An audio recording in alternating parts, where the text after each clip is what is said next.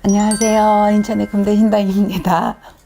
귀신 관련해서 네. 이렇게 막 시달리고 있다. 나 빙의된 거 아니냐. 막 이런 분들이 좀 많아요. 귀신들이 좋아하는 사주일까? 귀신들이 좋아하는 사주가 있어요. 우리가 쉽게 얘기하면 사주에 천고를 하나, 두 개 탄 사람들. 천고요? 천고라고 하면 하늘에서 준 외로움이에요. 아, 외로움을 가진 사람들이에요. 그런 외로움을 가진 사람들하고 귀문간살, 원진 귀문간살이라는 게 있습니다. 원진 귀문간살을 가진 사람은 귀신의 통로가 되기가 십상이에요. 쉽게 얘기하면 귀신이 여기서 집을 짓고 있다라고 생각하시면 돼요. 내 안에 귀신의 통로가 된다 하는 게 귀문간살입니다. 그리고 이런 경우는 이제 고집도 세고 요렇게 하는 경우가 굉장히 많아요. 내 사주팔자에 원진, 귀문간살을 가진 사람들이 그것도 하나냐, 두 개냐, 세 개냐, 네 개냐. 그게 다 틀립니다. 사주마다. 저는 하나인 사람들은 그냥 뭐 어찌어찌 풍파를 때우고 넘어갈 수 있다. 두 개 정도 되는 거. 엄청난 거죠. 두 개서부터 두 개, 세 개, 네 개 정도 이런 사람도 꿈도 많이 꿔요. 예지몽. 내가 있을 일 반드시 꿈으로 보여줘요. 누군가의 부고를 들을 일 반드시 꿈으로 보여줘요. 정상 생활을 하더라도 막 마음이 너무 복잡하고 많이 시달리는 사람이 많죠. 마음이 이제 중심을 못 잡는다든가 많이 중심을 못 잡고 막 시달리고 사람들한테도 왜 사람들이 나한테만 이렇게 말이 많아 구설 시비가 너무 많아. 나는 실질적으로 그렇게 행동하지 않았는데 나한테 막 시비를 건단 말이야. 구설을 만들고. 그러니까 사람을 못 살게 구는 거야.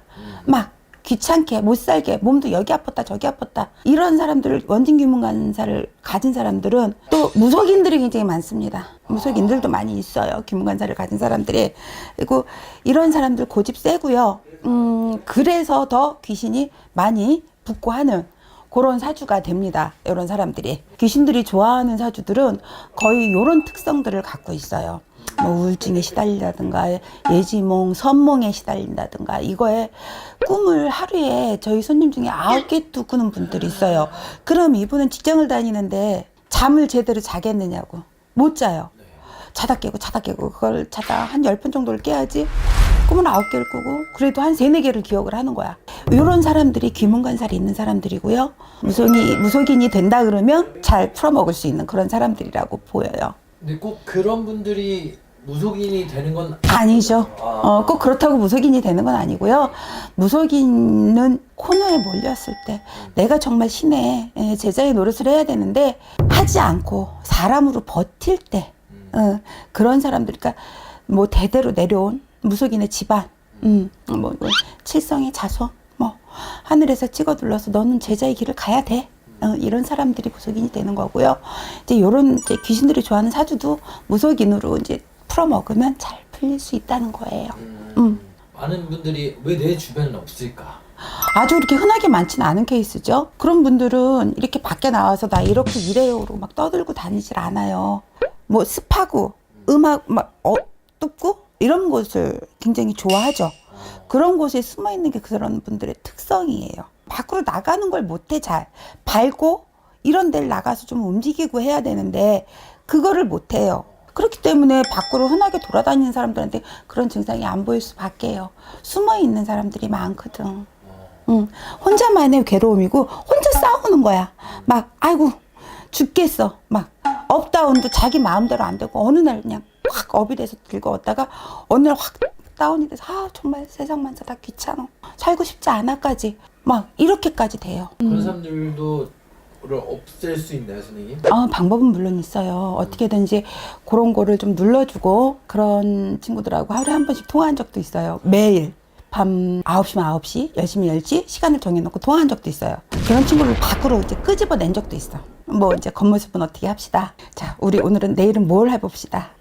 이렇게 해서 밖으로 끌어내본 적은 있어요. 매일 그것도 한동안 몇 개월간 그렇게 통화를 하고 나면 그게 또 이루어집니다. 그러니까 어쩔 때는 무당이 어떤 공수만 주는 역할을 하는 것도 아니고요. 가끔은 들어도 줘야 된다는 생각 저 굉장히 강하게 하는 사람이에요.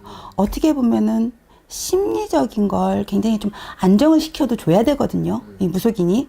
내 할 말만 하고 나면은 실질적으로 크게 시간을 길게 가질 게 없어요. 저 같은 경우는 시간을 좀 넉넉하게 잡거든요. 길게. 근데 이 사람이 어디 가서 못하는 얘기를 저한테는 해도 상관이 없잖아요.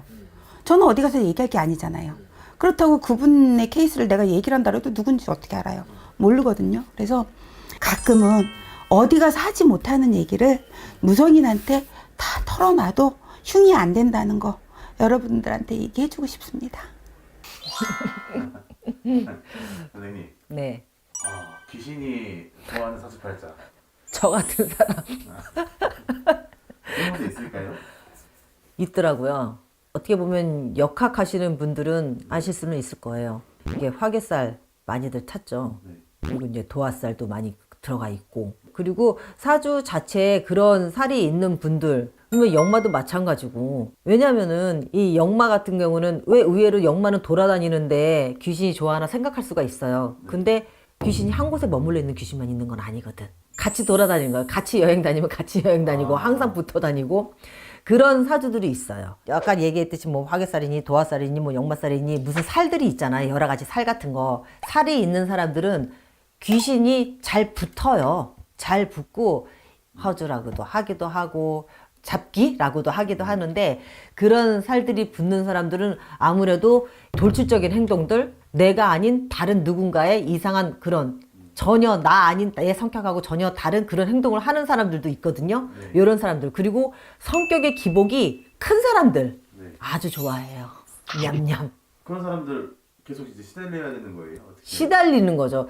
이 여기서 무속에서 표현하면 돛줄이라고 얘기를 해요. 이게 돛줄인 분들은 이 계속 내가 마음을 차분하게 가라앉히고 그냥 가만히 합장해서 기도한다고 이게 다 돈은 아니란 말이에요. 일상생활이 모든 게 다 기운이고 내가 기도를 하는 건데 말 그대로 기도를 하면서 마음에서도 기도를 하면서 가라앉혀야 되는데 내가 내 마음을 컨트롤 못하고 널뛰기를 해요. 그러면 그 널뛰기 하는 그 마음 안에 붙어버려요. 붙어버리고 귀신에 의해서 움직이게 돼요. 그런 경우를 종종 봤어요, 제가. 그리고 눈동자가 유독 이제 매섭거나 아니면은 눈빛이 좀 부드럽지 못한 사람들.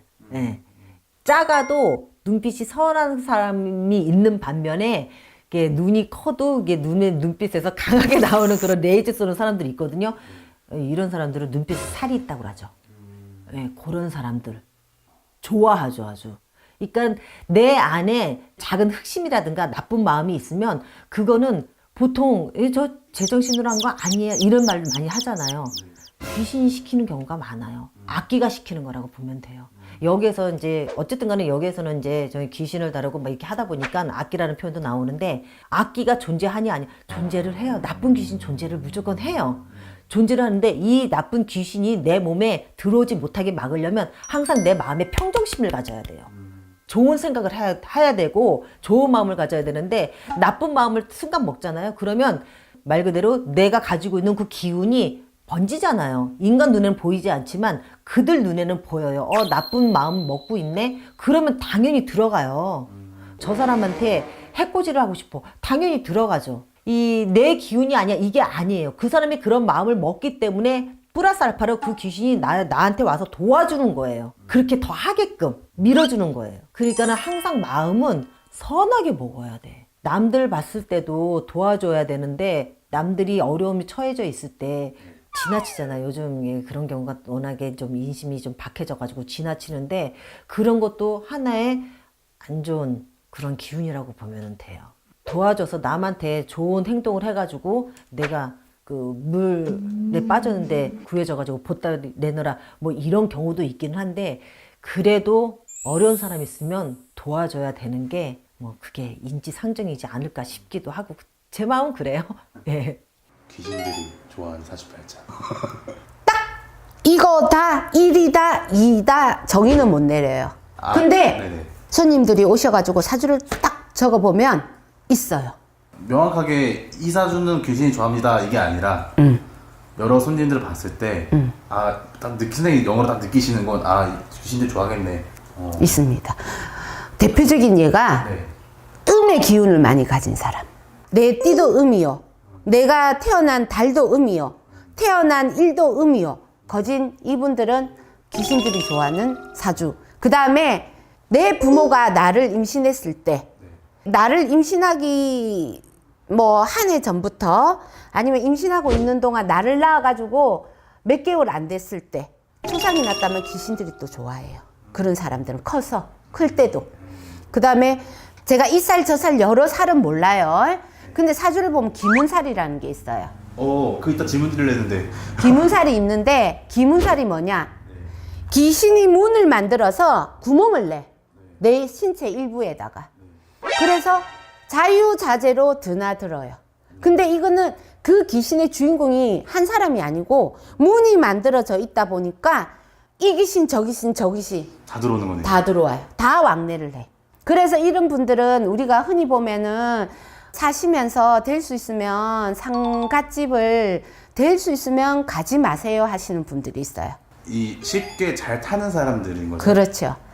그게 특히나 더 가서는 안 되는 상갓집이 어느 집이냐면 젊어서 죽은 사람, 자살한 사람, 그 다음에 갑자기 사고로 죽은 사람. 이런 데는 험하게 죽은 이런 상갓집은 될 수 있으면 가지 마세요.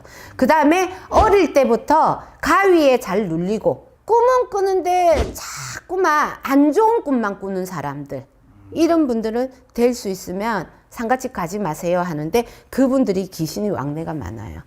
귀신의 왕래가 많다는 것은 안 좋은 기운들이 많이 드나든다는 뜻이에요. 선생님 그러면 그 귀문이 열리는 시기도 있을 것 같거든요. 네, 있습니다. 제가 아까 말했잖아요. 네. 제일 첫 번째에 임신을 하기 전이나 임신을 할 때나 내가 태어나가지고 9살 아래는 삼신 할머니가 계세요. 아이를 잉태하고 아이를 낳아가지고 그 아이가 몇 살까지 잘 자라게 도와주시는 분이 항상 수호신으로 있어. 누구나 그때 집안에 안 좋은 초상이 났다든지 집안에 험한 초상이 났다든지 집안에 누가 특정한 분이 돌아가셨을 때 그러면 이 문이 만들어지는 거예요. 귀문이 딱 열리는 시기가. 예. 그래서 이분들이 우리 자녀들 키울 때 얘네들이 갑자기 어느 날 몇 살이 딱 되었는데 화를 조절을 못하는 애들. 그 다음에 10몇 살이고 20살 초반인데 컴퓨터 도박에 미쳐가 있는 애들이라든지. 네. 그 다음에 자꾸 가출을 하는 애들. 이런 애들 보면은 기문이 많이 열려가 있어요. 문을 좀 이렇게 닫으면 좋을 텐데. 닫는 방법은 또 있죠. 있나요, 선생님? 예, 있습니다. 그 아이 사주를 풀어서 말 그대로 기문사를 이제 닫는 어떤 의식의 어떤 일들이 있어요. 근데 그거는 여러 선생님의 형태에 따라서 다 틀려요. 하시는 형태에 따라서 부적으로 내린다든지 구수로 한다든지 아니면 기도로서 밝혀준다든지 여러 가지 방법이 있습니다. 그 방법으로 그 집안의 어떤 조상의 줄기를 봐야 되고 이 아이의 사주를 봤을 때 이렇게 해야 된다고 나옵니다 하고 나와요. 그러면 그 방법대로 하시면은 보통 보면은 그 기문이 약해지면서 서서히 없어지죠. 방법은 여러 가지가 있고 네, 어떤 사람한테 어떻게 처방하느냐에 따라 다르다. 그렇죠.